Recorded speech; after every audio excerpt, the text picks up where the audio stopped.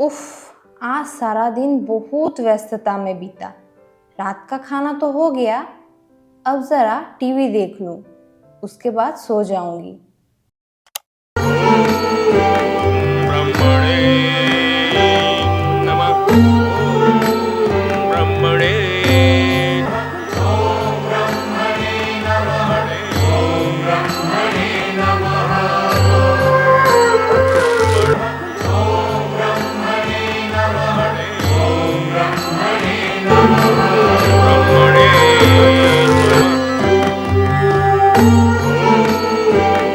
ब्रह्मणे नमः। ब्रह्मणे महिषासुर, महिषासुर, जय हो ब्रह्मदेव, जय हो।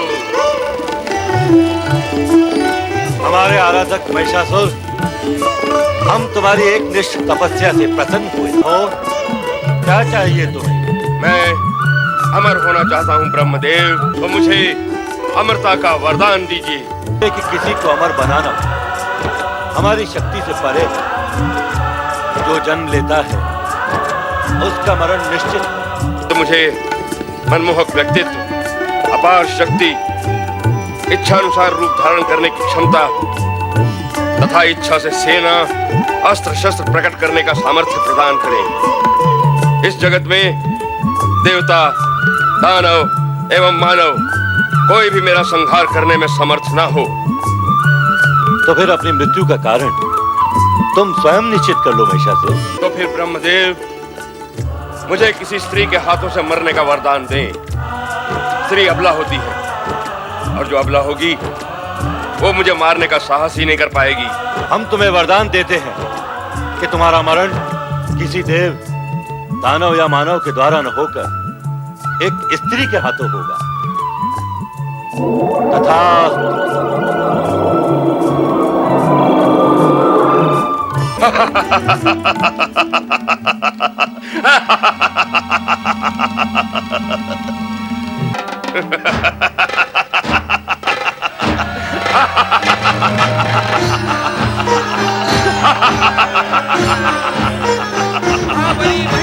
देर हो रही है, मैं सोने जा रही हूँ।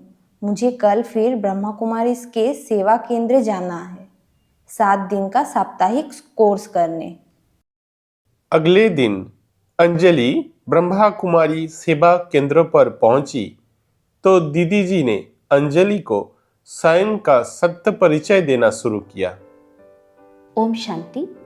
हम प्रतिदिन 2 शब्दों का उपयोग करते हैं, मैं और मेरा। जैसे मेरी घर, मेरी गाड़ी, मेरी चीज़ें, मेरे संबंधी आदि। उसी प्रकार शरीर के क्षेत्र में भी हम कहते हैं मेरा शरीर, मेरा हाथ, मेरा पैर। अर्थात मैं शरीर से अलग कोई सत्ता हूँ जो इस शरीर के माध्यम से कर्म कर रहा हूँ। उस सत्ता को हम आत्मा, रूह, सोल आदि नामों से पुकारते हैं। यह आत्मा वास्तव में दोनों बोहों के बीच निवास करती है और ज्योति या प्रकाश स्वरूप है। हम ही आत्मा है और यह मेरा शरीर है। मैं शरीर से अलग सत्ता आत्मा हूँ। वाह, यह तो बहुत सुंदर है दीदी जी। मैं आत्मा हूँ, एक प्रकाश स्वरूप, और यह मेरा शरीर है। तो फिर वह परम पुरुष या ईश्वर कौन है? उसका स्वरूप क्या है और वह कहाँ रहता है? हाँ जी, यह बहुत सुंदर प्रश्न आपने किया। आत्मा की तरह आत्मा के पिता परमात्मा या ईश्वर भी प्रकाश स्वरूप है। वे रूप में एक बिंदु है, परंतु गुणों में सिंधु है। उन्हें ही ज्ञान का सागर, गुणों का सागर, शांति का सागर और प्रेम का सागर कहा जाता है। वे परम प्रेम से परिपूर्ण है। हम उन्हें उनके गुणों और पहचान के आधार पर विभिन्न नामों से पुकारते हैं, जैसे कि ईश्वर, अल्लाह, गॉड, जिह्वा, एक ओंकार, सत्यनाम, वाहे गुरु, कर्ता पुरुष आदि। चूंकि वे हम सबके परम पिता है, इसलिए हम सब उनसे प्रेम करते हैं और स्नेह से उन्हें शिव बाबा कहकर पुकारते हैं। उनके इसी ज्योति स्वरूप की पूजा भारत में 12 ज्योतिर्लिंगमों के रूप में भी की जाती है। ठीक है दीदी जी, यदि शिव बाबा जो प्रकाश स्वरूप है वो भगवान है, तो क्या वो 10 भुजाओं वाली माँ दुर्गा और चतुर्भुज श्री नारायण जिनकी हम पूजा करते हैं वह भगवान नहीं है? हाँ जी, यह बहुत सुंदर प्रश्न किया आपने। वास्तव में हम सभी मनुष्यों में असुरी गुण और देवी गुण विद्यमान रहते हैं और हमारे मन में इन दोनों गुणों का सतत संघर्ष चलता रहता है। जब किसी व्यक्ति के मन में असुरी अवगुणों का विस्तार होता है, अर्थात काम, क्रोध, लोभ, मोह, अहंकार इत्यादि अवगुण प्रमुखता से प्रकट होते हैं, तो उस व्यक्ति का व्यवहार और आचरण असुर के तुल्य हो जाता है। जैसे कि महिषासुर, कंस और रावण आदि हमारे भीतर मौजूद असुरी अवगुणों के ही प्रतीक है। इसके विपरीत जब हम परमात्मा को स्मरण करते हैं तो परमात्मा से सुख, शांति, पवित्रता और देवी गुण हमारे भीतर समाहित होते हैं और जब हमारे चरित्र और व्यवहार के माध्यम से वे देवी गुण प्रकट होते हैं तो हम उन्हें देवताओं के समान मानते हैं। परमात्मा से प्राप्त उन सभी शक्तियों, विशेषताओं और देवी गुणों को दर्शाने के लिए उन्हें विभिन्न अस्त्रों, शस्त्रों और आभूषणों के माध्यम से प्रतीकात्मक रूप से चित्रित किया जाता है। अर्थात निराकार ज्योति स्वरूप परमात्मा शिव के स्मरण के माध्यम से जो अष्टशक्तियाँ प्राप्त होती है, उन्हीं अष्टशक्तियों को देवी दुर्गा 8 हाथों में 8 अस्त्रों के माध्यम से दिखाया गया है और निरंतर परमात्मा की याद से जो योग अग्नि प्रज्वलित होती है, उस योग अग्नि से असुरी अवगुणों का नाश होता है। उस योग अग्नि को या फिर निरंतर परमात्मा की याद को त्रिशूल के माध्यम से दिखाया गया है, जिससे असुरी अवगुणों का नाश अर्थात महिषासुर का वध होता है। वाह दीदी, इतना सुंदर आध्यात्मिक विश्लेषण सुनकर बहुत अच्छा लगा। हमें तो यह सब मालूम ही नहीं था। अच्छा दीदी, अब मैं चलती हूँ, कल फिर आऊँगी। ओम शांति। दिन भर के कामकाज के बाद जब अंजलि सो रही थी, तब उसे नींद में एक सपना दिखाई दिया।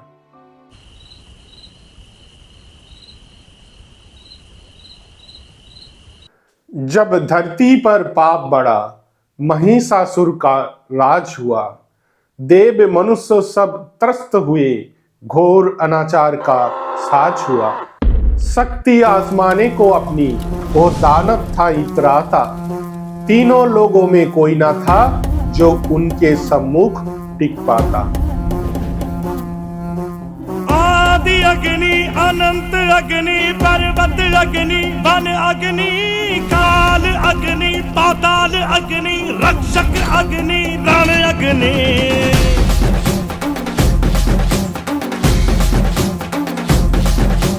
आदि अग्नि, अनंत अग्नि, पर्वत अग्नि, वन अग्नि, काल अग्नि, पाताल अग्नि, रक्षक अग्नि, रण अग्नि।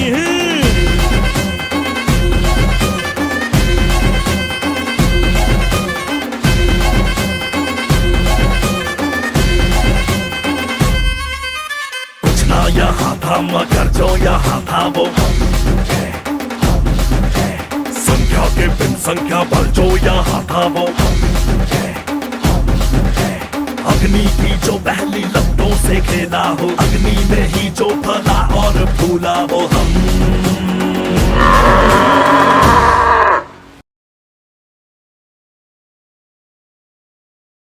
काम विकार की कैसी है ज्वाला, ना संयम का बस, ना धर्मों का भय, बस तन की तृप्ति की एक ही लय। यो क्षणिक सुख की कैसा ये भ्रम, जिसके पीछे भाग रहा है मन हरदम। विवेक सो गया, बुद्धि हो गई मंद, विकार ने डाल दिया विषैला फंद। क्रोध एक आग है जो भीतर सुलगती है, क्षण भर में ही यो सब कुछ जलाती है। ना सोच की राह है, ना समझ का किनारा, बस ईर्षा, देश और अंधेरा ही सहारा। जब शब्दों बनते हैं तीर और नजर बनती है तलवार, टूट जाते हैं संबंधों, होती है अपनों की हार। लोभ एक ऐसा विकार है जो मन में जड़ जमाता है, पाने की इच्छा बनकर इंसान को भटकाता है। तृष्णा की अग्नि है यह जो जलती है अविराल, ना शांत होते हैं कभी, ना मिलता है कोई हल। धन संपत्ति मान पद बस एक ही पुकार है, जो मिला है वो कम है और की दरकार है। दौड़ लगाता है मानव सुख को पीछे छोड़कर, संबंध को भी देता है लालच में तोड़कर। एहो मोह है मन का बंधन भारी, जिसने हर प्राणी की बुद्धि है मारी। मेरा और तेरा बस यही है गान, क्षणिक वस्तुओं में ढूंढता है पहचान। जिस तन को तू संजोता यहो मिट्टी हो जाएगा, जिस धन पे तू अभिमान करे यही धरा पर रह जाएगा। संबंधों की डोर को तू कसकर जो थामे, वही बंधन कल तुमको घेर लेगा अंजामे। यह अहंकार है मैं का पहाड़, जो ज्ञान और प्रेम पे करता है बार। छोटी सी उपलब्धि को बहुत मानता है और दूसरे को तुच्छ जानकर तानता है। विनम्रता का भाव इसके पास ना टिकता, अपने ही गुणों का गाना एहो लिखता। सलाह इसे जहर लगे आलोचना तलवार, सच की बात भी लगे तिरस्कार और फुहार। अंजलि की नींद अचानक टूट गई और वो सोचने लगी, तो फिर दीदी जी ने जो कहा था, क्या वह सही था? क्या हमारे अंदर छिपे हुए मनोविकारों को ही रावण या महिषासुर के रूप में चिन्हित किया जाता है? अगले दिन जब अंजलि ब्रह्मा कुमारी सेवा केंद्र में आई तो उसने दीदी जी से राजयोग मेडिटेशन सिखाने के लिए अनुरोध किया। ओम शांति दीदी जी, क्या आप मुझे आज राजयोग मेडिटेशन सिखा सकती हैं? हाँ जरूर, क्यों नहीं। देखिए, राजयोग मेडिटेशन वास्तव में स्वयं को ज्योति स्वरूप आत्मा निश्चय करके निराकार ज्योति स्वरूप परमात्मा को याद करने की एक पद्धति है। राजयोग मेडिटेशन में हम परमात्मा के रूप, गुण, कर्तव्य, महिमा और विशेषताओं का चिंतन करते हैं। परमात्मा शांति का सागर है, प्रेम का सागर है, पतित पावन है और सबसे अधिक विशुद्ध पवित्र है। इसलिए जब हम परमात्मा को याद करते हैं तो परमात्मा की याद से हमारा मन शुद्ध और पवित्र बन जाता है। इसके साथ ही हम सुख, शांति, आनंद, पवित्रता और प्रेम की अनुभूति करते हैं। तो वास्तव में राजयोग एक प्रकार की शुद्धिकरण पद्धति है, जिससे हमारे मन की शुद्धिकरण होती है। अर्थात हम कह सकते हैं कि हमारे मन में छुपे हुए मनोविकारों जैसे कि काम, क्रोध, लोभ, मोह, अहंकार को हम राजयोग के माध्यम से मुक्त कर सकते हैं। तो आइए हम सभी मिलकर कुछ समय के लिए राजयोग मेडिटेशन का अभ्यास करते हैं, अर्थात परमात्मा को याद करते हैं।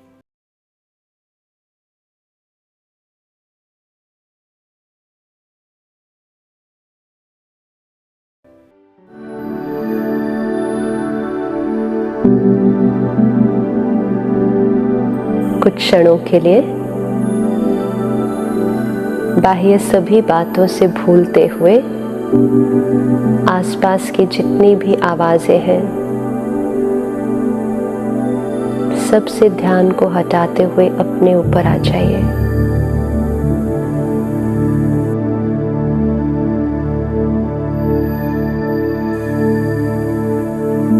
जैसे कि बस सिर्फ आप ही हैं, आपके चारों ओर और कुछ भी नहीं है। शरीर के एक एक अंग से ध्यान को हटाते हुए धीरे धीरे धीरे भ्रुकुटी के बीच आ जाइए। Centre of the forehead, between the eyebrows.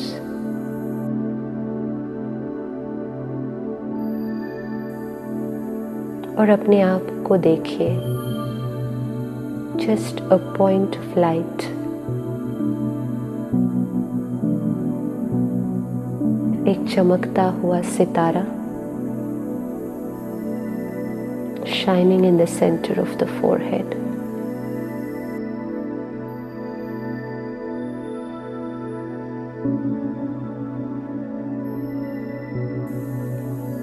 बुद्धि के द्वारा हल्के से उसको देखने का प्रयास कीजिए।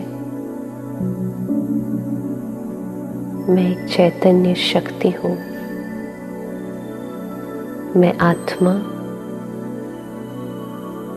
ज्योति स्वरूप इस प्रकृति के बीच विराजमान इस शरीर की मालिक हूँ।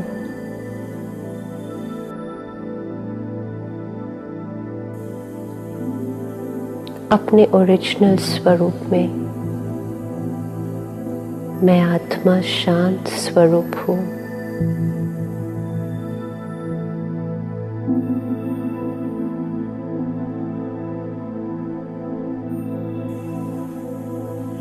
शांति जिसको मैं हर जगह ढूंढ रही थी, ये तो मेरी अपनी नेचर है, मेरी अपनी प्रॉपर्टी है, मेरा अपना संस्कार है।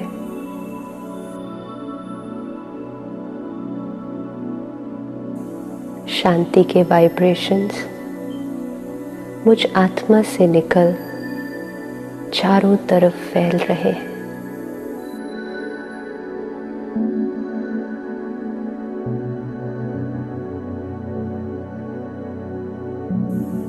जैसे सूर्य की किरणें चारों तरफ रोशनी फैलाती हैं, वैसे ही मुझ आत्मा से भी शांति के वाइब्रेशंस मुझसे निकलकर चारों ओर फैल रहे हैं।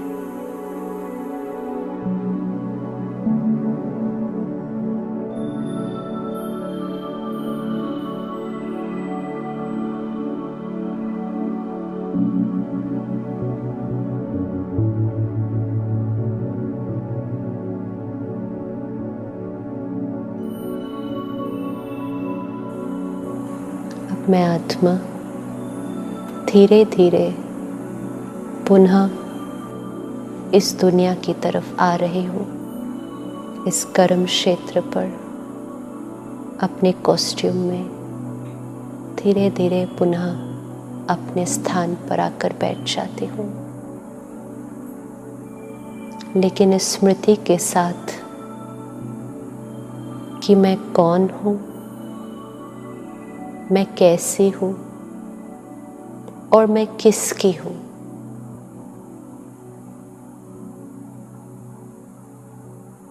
ओम शांति। वाह, इस राजयोग मेडिटेशन से तो शांति की अनुभूति हो रही है और इसके साथ साथ मन में एक प्रकार की स्थिरता और निश्चिंतता का भी अनुभव हो रहा है। मैं तो इसे अच्छी तरह से सीखना चाहूँगी और जीवन में इसका प्रयोग करना चाहूँगी।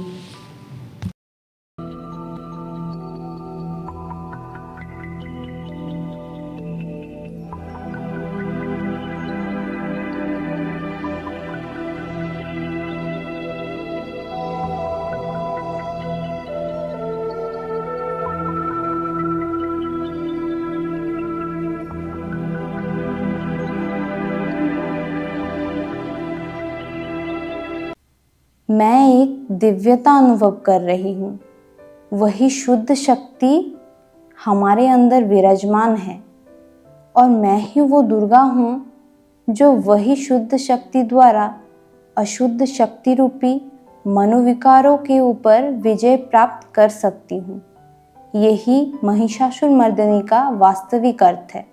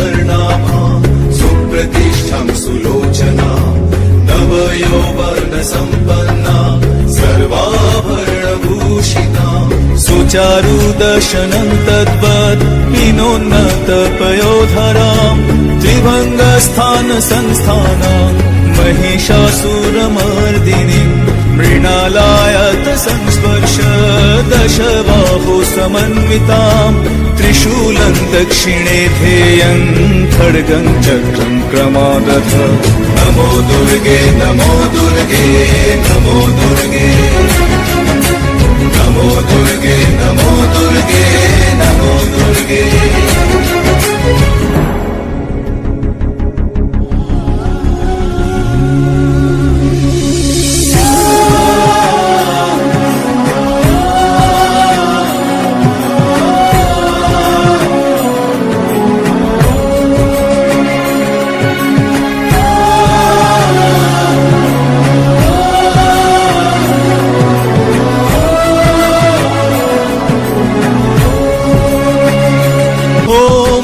स्तु दक्षिणं पादं समं सिंहोपरि स्थितां किञ्चिदूर्ध्वं तथा वामं अङ्गुष्ठं महिषोपरि शत्रुक्षयकरीं देवी दैत्यदानवदर्पहम् प्रसन्न वदनं देवीं सर्वकामफलप्रदाम् उग्रचण्ड प्रचण्डा च चण्डग्रचण्डनायिका चण्ड चण्डवती चैव चण्डरूपाति चण्डिका अष्टाभिशक्तिभिष्टाभिः सततं परिवेष्टिता चिन्तयेत् जगतां धात्रीं धर्मकामार्थमोक्षदाम्। नमो दुर्गे नमो दुर्गे नमो दुर्गे नमो दुर्गे नमो दुर्गे नमो दुर्गे नमो दुर्गे नमो दुर्गे नमो दुर्गे नमो दुर्गे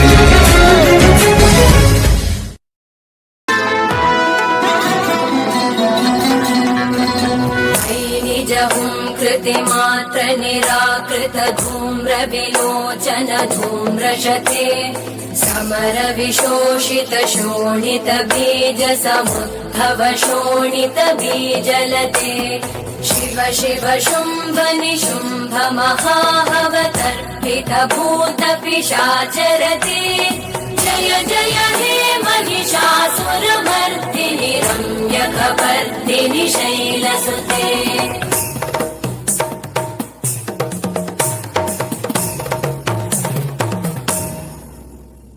जय जय जप्य जये जय शब्द परस्तुति तत्पर विश्वनुते भण भण भिञ्जिमि भिङ्कृत नूपुर सिञ्जित मोहित भूतपते नटित नटार्ध नटी नट नायक नाटित नाट्य सुगानरते जय जय हे महिषासुरमर्दिनि रम्यकपर्दिनि शैलसुते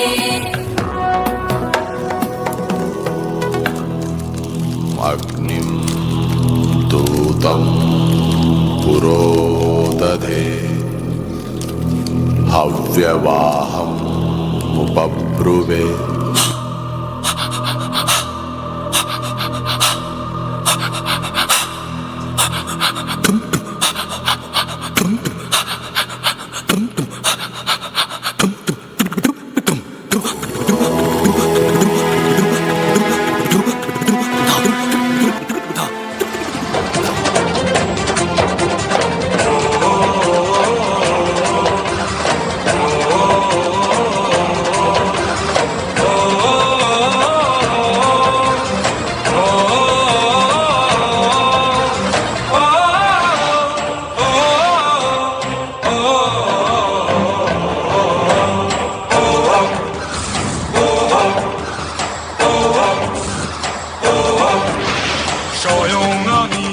স্বেচ্ছাচারী আমি সনাতন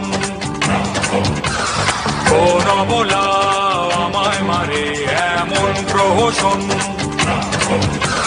ত্রিলোকজয়ী শ্রেষ্ঠ আমি মহিষাসুর নামে আমায় হারায় এমন শক্তি এই তো ধরা ধামে হুঙ্কারে আকাশ কাঁপে হাওয়াতে তুলি ঝড় পায়ের নিচে মৃত্যু রাখি আমি স্বয়ং পায়ের নিচে মৃত্যু রাখি আমি স্বয়ং